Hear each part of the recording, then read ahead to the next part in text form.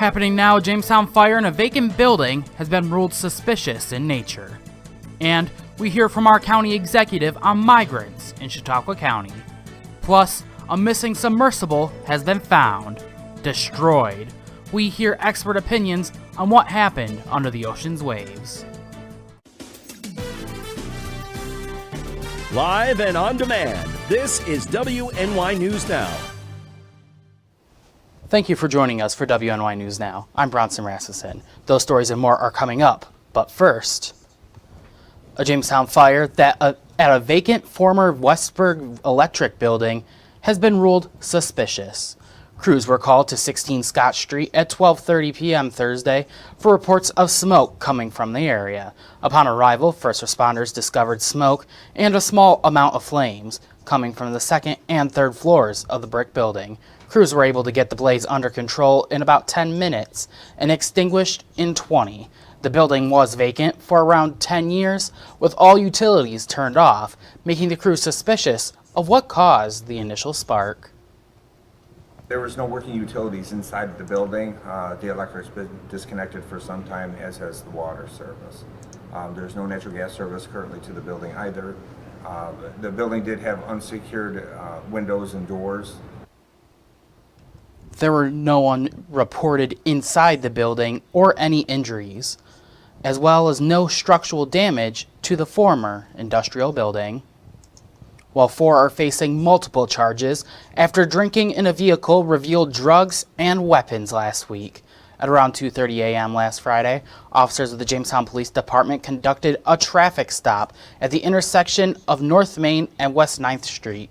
During investigation, officers found one of the 4 occupants was consuming alcohol. When trying to give a citation, the alleged drinker, Nicole Grimm, gave officers a fake name, causing police to take her into custody. Upon searching her person, officers also found a small quantity of cocaine. Searching the vehicle revealed officers locating more drugs on another occupant, Kayla Slagle, and a loaded handgun with an extended magazine inside the car. Officers took all 4 occupants into custody, where Dion Carr attempted to conceal cocaine in the rear seat of the police vehicle to prevent officers from locating it. All 4 were charged with criminal possession of a weapon in the 2nd degree and criminal possession of a weapon in the 3rd degree. Grimm, Slagle, and Carr were also charged with criminal possession of a controlled substance in the 7th degree.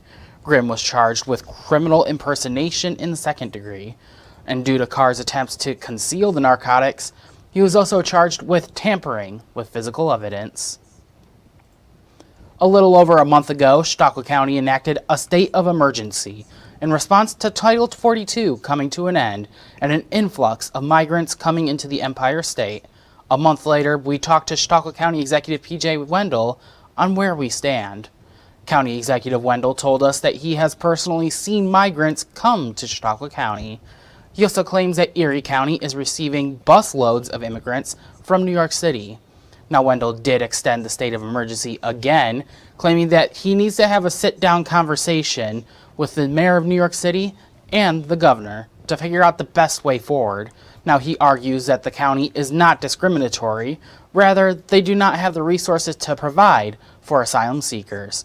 Wendell's solution is to use the 10th Amendment to grant temporary freedoms to incoming refugees. In the county executive's opinion, it would be best to get those migrants working in roles that they're qualified for, whether that's in the hospital or on the farm. I think the governor should stand up and say, this is what we would like, this is what I'm going to do. Ask for forgiveness, not permission. Because as we know, no one is moving the ball on this. Nobody is moving the needle and saying, yes, we will grant them temporary protective status, allow them to work here in the United States, and get them on their feet. You know, they're forcing people to basically violate labor laws. Now, New York State has filed a suit against Chautauqua County, claiming that they are excluding certain individuals. While the National Comedy Center has opened a new exhibit this week featuring legendary New York City comedy club Caroline's on Broadway.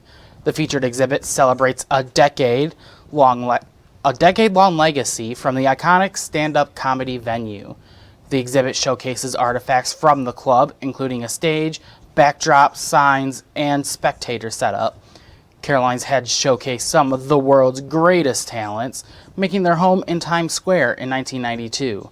Now that club closed that location at the end of 2022 after announcing that they were not renewing their lease in New York City. The Carolines exhibit is now open to the public, where museum visitors can take photos in front of the inspiring backdrop. While switching gears a little bit, we'll get a check of our first weather forecast with our chief weather forecaster, Andrew Stevenson. And I bet you're starting to sound like a broken record, aren't you? Yeah, we got some rain out there. We start off with a live look over Warren. You can see the wet pavement out there as rain showers are falling in Warren. You'll see it here on First Defense Stopper radar. Behind the banner down there, where you can see the rain starting to move through Warren County. And these rain showers will continue periodically through the day, moving from south to north. We might even have a couple of thunderstorms in there and some heavier downpours as a low pressure system continues to move slowly to the north and eventually will cross our area over the weekend. We made it to a high of 68 degrees yesterday in the city of Jamestown, which is 10 degrees below where our average should be. Our low for the day yesterday was 58 degrees. Our record high for the day, 94, set back actually this time last year. And our record low for the day was 39, set back in 1992. So here's your First Defense weather forecast through the rest of the afternoon out there. Cloudy skies out there, maybe a couple peaks of sunshine, but we'll have periods of showers and thunderstorms today afternoon. Some of those storms could contain some heavier downpours with a southeast wind of 5 to 10 miles per hour. And highs today will range from the upper 60s close to the Lake Erie shoreline to the lower to mid 70s across inland locations. I'll have a look at that full forecast, including the weekend forecast, coming up in just a few minutes. All right, Andrew, we'll see you then. As WNY News Now continues, we look at New York State that has passed a bill to protect abortion providers.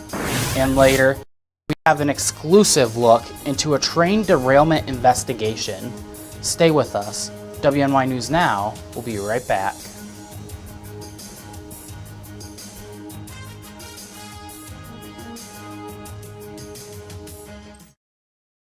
Catch your First Defense forecast daily on WNY News Now.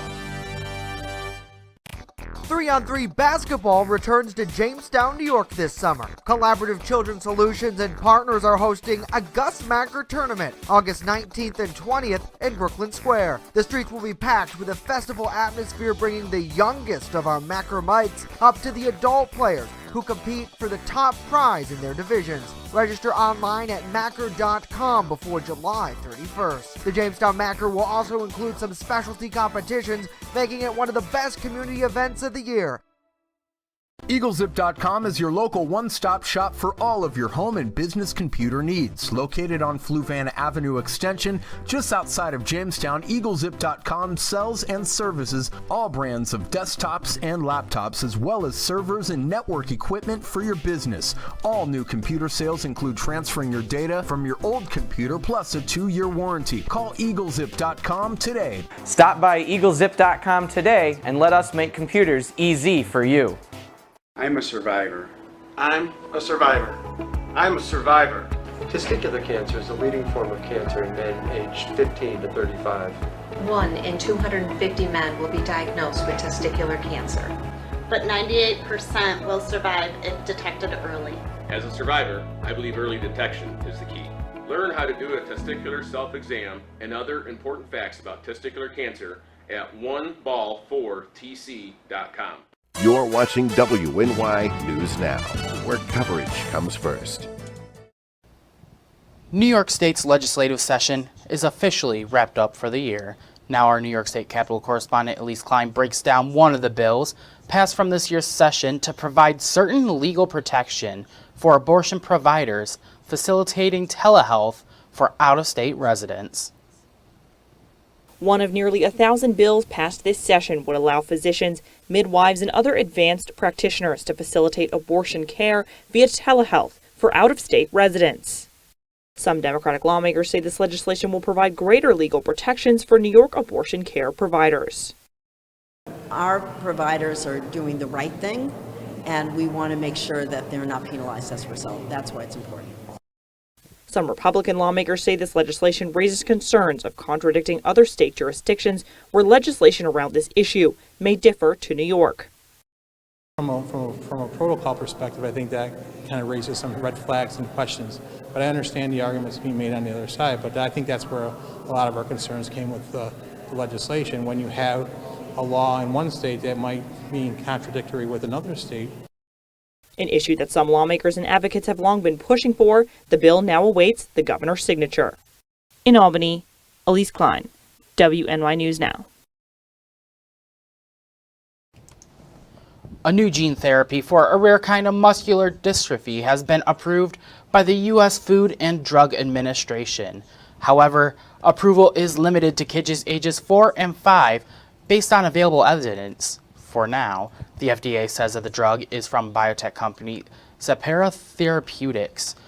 Will need to provide an ongoing clinical trial that it improves physical function and mobility in patients with the symptoms in order to stay on the market.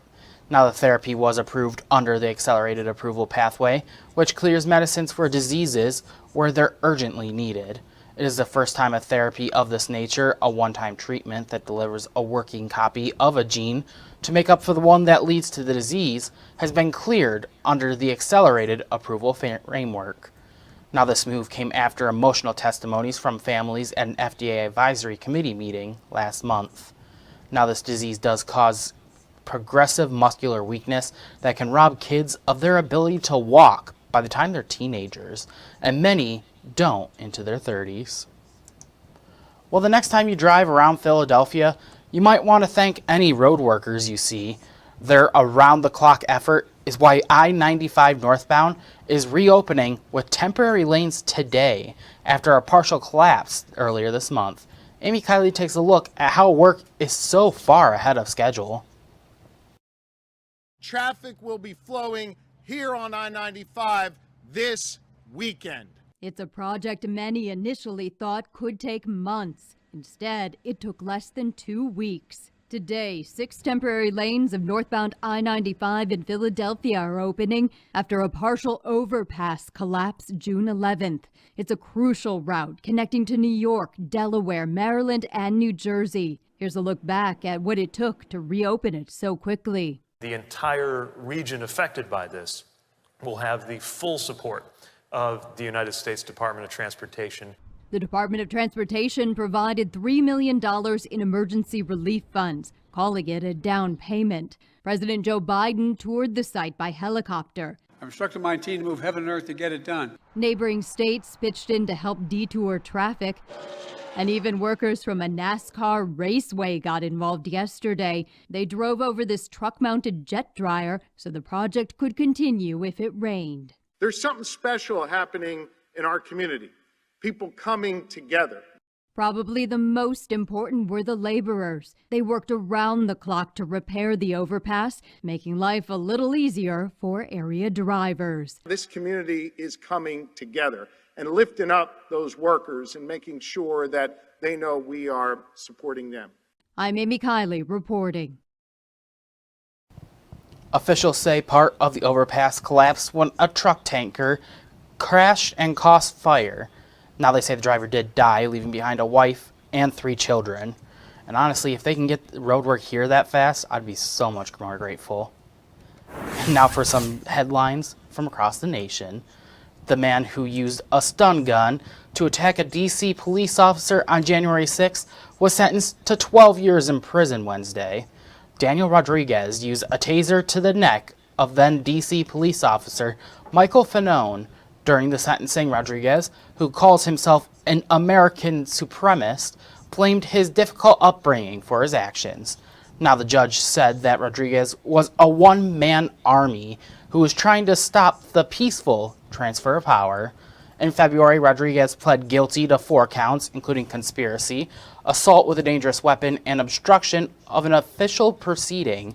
When leaving the courtroom after sentencing, Rodriguez shouted over and over again the lie that Donald Trump won the election. The National Transportation Safety Board kicked off an investigative hearing Tuesday morning about the East Palestine train derailment.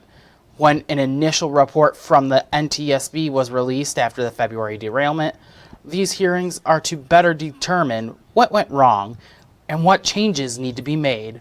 As these hearings were happening, we spoke with the Department of Transportation Secretary Pete Buttigieg on rail safety. Our Washington, D.C. correspondent Rachel Knapp shares this report that you only see here. As the National Transportation Safety Board kicked off a 2-day investigative hearing, we spoke exclusively with the Department of Transportation Secretary Pete Buttigieg. Well, these hearings are very important. They can get technical, but they are a key part of how NTSB gathers the information that will allow for recommendations that could shape and change policy. Buttigieg says after the derailment, the DOT took a number of steps to improve rail safety, like executing nearly 4,000 rail inspections across the country and investing more than $500 million from the bipartisan infrastructure law to improve hundreds of at-grade crossings. But that's not all they're doing. The latest news that we're making this week is a proposed rule that would create new requirements for getting first responders information proactively when a railroad is moving hazardous material and there's an incident. The basic idea here is that it can take time in those emergency response contexts where every minute matters. It can take time to track down the personnel on the train to figure out what was where, what was in what tank car. We want to make sure that the railroads understand a requirement to push that information proactively to the first responders, firefighters, others who are going to be involved in the response, so that they know immediately what it is they're dealing with. Buttigieg says they are also looking to increase training for first responders, modernize rail systems, and hold rail companies accountable. Frankly, you can't expect multi-billion-dollar corporations to do all of these things voluntarily. There have to be requirements, and those requirements have to be backed up with real enforceability. In Washington, D.C., Rachel Knapp reporting. Now, Buttigieg tells us that Norfolk Southern has made changes to help identify safety issues, but they aren't required by law to make those kind of changes. So to give the department more teeth when it comes to enforceability, Buttigieg says that this is tough legislation. There's a Senate bill he believes that'll help do just that. Movie armor Hannah Gertez Reed is facing additional charges connected to the fatal shooting on the Rust film set. On Thursday, she was charged with tampering with evidence, in addition to the 2 counts of involuntary manslaughter that were filed earlier this year. Prosecutors say that she transferred narcotics to another person on set to avoid additional being arrested. Her attorney denies the new allegations, which came 20 months after the fatal incident on set. Now, Reed, who was in charge of guns on the movie set, is charged in connection with the fatal shooting of the movie's cinematographer, Haley Hutchins. Prosecutors dismissed involuntary manslaughter charges against Alec Baldwin back in April after the actor claimed the gun that he was handling had been tampered with. Witnesses have told investigators that Reed had also been drinking heavily and smoking marijuana during the production. While coming up, we meet our pet of the week. And later, the story of a Titanic expedition that didn't make it home. But first, return with a look at our full weather forecast.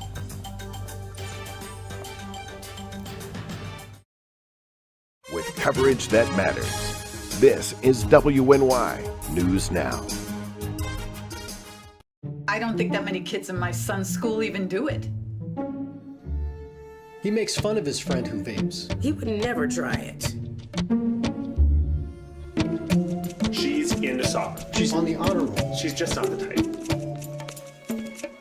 No way. No way. No way. No way, my kid would never vape. Get your head out of the cloud. Today, nearly 8,000 kids will start vaping. Maybe even yours. Learn about the dangers at talkaboutvaping.org. 3-on-3 basketball returns to Jamestown, New York this summer. Collaborative Children's Solutions and partners are hosting a Gus Macker tournament August 19th and 20th in Brooklyn Square. The streets will be packed with a festival atmosphere, bringing the youngest of our Macker mites up to the adult players who compete for the top prize in their divisions. Register online at Macker.com before July 31st. The Jamestown Macker will also include some specialty competitions, making it one of the best community events of the year. WNY News Now is covering stories that matter to you. 15-year-old Yadiel Diaz was subject to a public humiliation stunt by a fellow student in an act of violence and bullying. Now Yadiel's mother, Raquel, has had enough. Officials are trying to work with the county's homeless coalition to help support the homeless population locally. There are also plans in the works to build 2 new shelters. WNY News Now, where coverage comes first. Catch your First Defense forecast daily on WNY News Now. Fast, accurate, and everyday. First Defense weather. Welcome back to WNY News Now. Currently in downtown Jamestown, we're under some cloudy skies. Might have a couple light rain showers falling out there. Current temperature at the Jamestown Airport as of the noon hour, 66 degrees with a south wind of 7 miles per hour and the dew point's at 62. So it's actually feeling quite muggy out there right now. Well, once again today, the NOAA Weather Prediction Center has placed pretty much the interior portions of the southern tier and northwestern Pennsylvania under a marginal risk for flash flooding today. Now with the additional moisture coming up from the south, some showers and thunderstorms could contain some heavy downpours today, and they might just sit over one area or not even move at all, and that could lead to some localized flooding. The same thing will pretty much be through the weekend. There'll be a small chance for some flash flooding throughout the weekend. And if you do come in across any roadways that has some flooding on it and you're not sure how deep the water is, turn around, don't drown. It takes about 6 inches of moving water to knock a person off their feet, and it takes about 1 foot of water to take your car away. So if you can't tell how deep the water is and when you come across flooded roadways, again, turn around, don't drown. And besides the rain we're dealing with this weekend, we're going to break out the muggy meter for the first time this year because it's going to be feel quite muggy over the next few days. Friday or today into the weekend, dew points will be well into the 60s, the mid 60s. So it's going to feel quite muggy out there, and that's the air you can wear. You get out of the shower and you just start sweating again. That's because of the higher dew points. We will tick down a little bit heading into early next week. Dew points will go back down into the upper 50s, and then heading farther into next week, we should go back down into pleasant category. So we have to get through this weekend in the mugginess in air before we get it more pleasant heading into the middle of next week. Here's what's happening across the northeast right now. We have a high pressure system off to our north and east, and that's allowing this low pressure system to slowly inch its way northward, and it will continue to do so through the week and bring periods of rain showers and thunderstorms. So let's time it out on future scan. Generally cloudy skies for the afternoon. A few showers and thunderstorms will be possible. Some can contain heavy downpours, and that will pretty much continue through the night and into the day tomorrow. Same thing tomorrow. Periods of showers and some thunderstorms possible, maybe even a couple breaks of sunshine. And then as we head into tomorrow night, we'll get a brief period of some dry weather Saturday night into Sunday. Sunday should start off mainly dry, and then we'll do the same thing Sunday afternoon. Chances for showers and thunderstorms. And now the extended forecast powered by Ultimate Satellite Solutions. Other than the rain, temperatures will generally be in the 70s throughout the weekend, and will remain with the unsettled weather into early next week, Monday and Tuesday. And we should finally dry it out by the middle of next week and cool off a little bit. 70s aren't that warm, but it's the dew points that's going to make it feel muggy out there. All right, Andrew, thank you very much. And now for our Pet of the Week segment. In an effort to help our animals find their forever home, WNY News Now is partnering with Chautauqua County Humane Society in a segment called the Pet of the Week.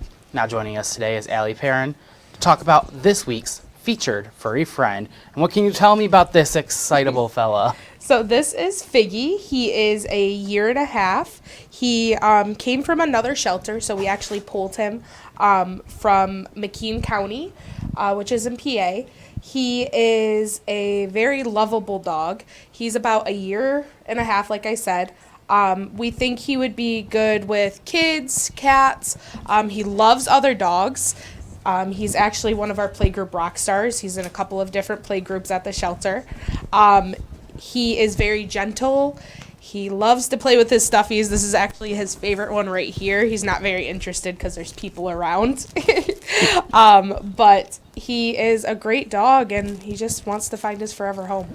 It really seems like he's very energetic, and I really didn't expect you to say that he was so great around other animals and people for how much energy I've seen today. Yeah, he definitely has a lot of energy. He does like to play, but he definitely likes to calm down, sit on your lap. While we were waiting, he was just cuddled up in our laps and just rolling around and flopping with his tongue out, and he's truly amazing.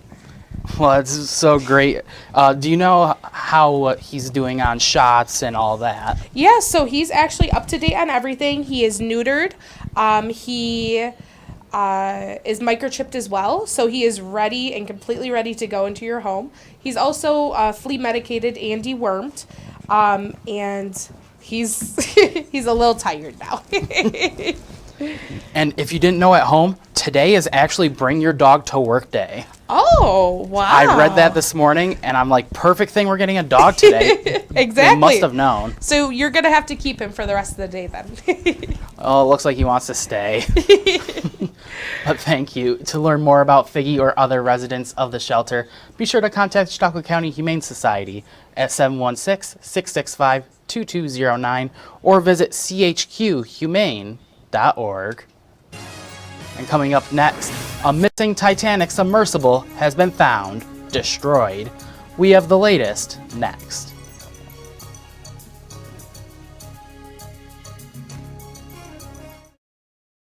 You're watching WNY News Now, your source for breaking news. 3-on-3 basketball returns to Jamestown, New York this summer. Collaborative Children's Solutions and partners are hosting a Gus Macker tournament August 19th and 20th in Brooklyn Square. The streets will be packed with a festival atmosphere, bringing the youngest of our Mackermites up to the adult players who compete for the top prize in their divisions. Register online at Macker.com before July 31st. The Jamestown Macker will also include some specialty competitions, making it one of the best community events of the year. I know what you're thinking. I need a job. I need a new career. Well, I've been there. I've been there. I've been there. I wasn't happy with what I was doing. After high school, I didn't have a plan. I just wanted to start working. I got laid off twice, but you gotta keep going. You just need the right skills. Find an apprenticeship. I found a 2-year IT program. I found a medical course online. I'm now a consultant in the tech space. You have more options than you think. You can do this. You will find something. You will find something new.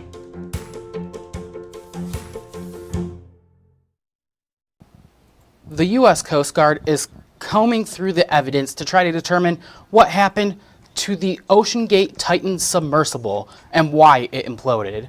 The discovery of the debris on Thursday confirmed the fears that the underwater expedition to see the ruins of the Titanic had a disastrous end. Michael Marquez reports from Newfoundland. The debris field is consistent with a catastrophic implosion of the vessel. A catastrophic implosion. 5 crew members aboard the Titan submersible gone. The vessel torn to pieces by extreme pressure. We found 5 different major pieces of debris that told us that it was the remains of the Titan. The destruction of the vessel, so great, debris found in 2 different areas just in front of the Titanic. The wreckage they hope to view. The debris 1,600 feet from the Titanic's bow and consistent with where it would have fallen if there was an implosion as the sub was descending to the great ship on Sunday. 200 plus meters from the bow and consistent with the location of last communication for an implosion in the water column. And the size of the debris field is consistent with that implosion in the water column. OceanGate, the company that owns the now destroyed vessel, saying in a statement these men were true explorers who shared a distinct spirit of adventure and a deep passion for exploring and protecting the world's oceans. Our hearts are with these 5 souls and every member of their families during this tragic time. All indications so far, the implosion happened shortly after the Titan lost contact with its mothership an hour and 45 minutes into what was expected to be around a 9-hour dive. We've had sonar buoys in the water nearly continuously and have not detected any catastrophic events. Colin Taylor was aboard the Titan last year, knew the OceanGate founder and P.H. Nargelet, and says everyone on board would have known the risk they were taking. You know when you get into it that it's not without risk. This is not for the faint-hearted.